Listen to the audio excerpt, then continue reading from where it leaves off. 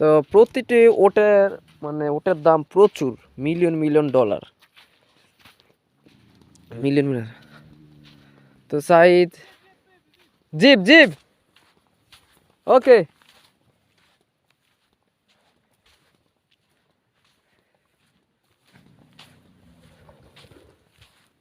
তো ওই যে সামনে সুদানি, এখন ওর খাওয়া দাওয়ার সময় 2টা বাজে। তো সে চলে আসছে ওটগুলোকে নিয়ে। তো এখানে 1-2 ঘন্টা রেস্ট করবে।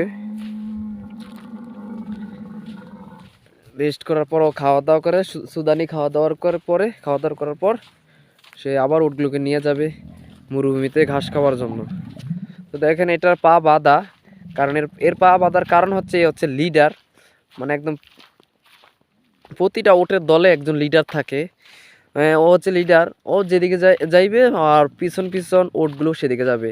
তো ও যেখানে যাবে পিছন আর বাকি উটগুলো সেদিকে যাবে। তো যাই হোক, ওর পা বাঁধার কারণ হচ্ছে একটাই, ওকে দমিয়ে রাখা বা থামিয়ে রাখা মুশকিল, কষ্টকর ব্যাপার।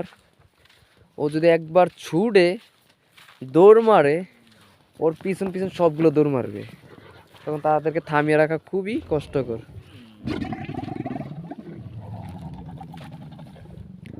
পুরো উটের দল। তো আমার কপিলের উট হচ্ছে মনে হয় 30টা। তো এটা বাচ্চা, কয়েকদিন আগেই হয়েছে, বেবি, 3-4 দিন হবে বয়স, আস্তে আস্তে বড় হবে। আচ্ছা জেব আও আও আও।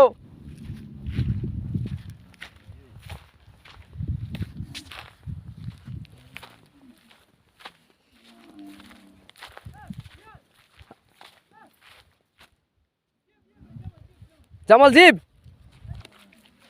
ওকে ওকে।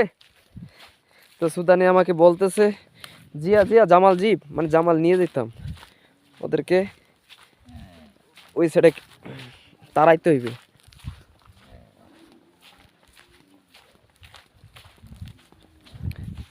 ছু যা।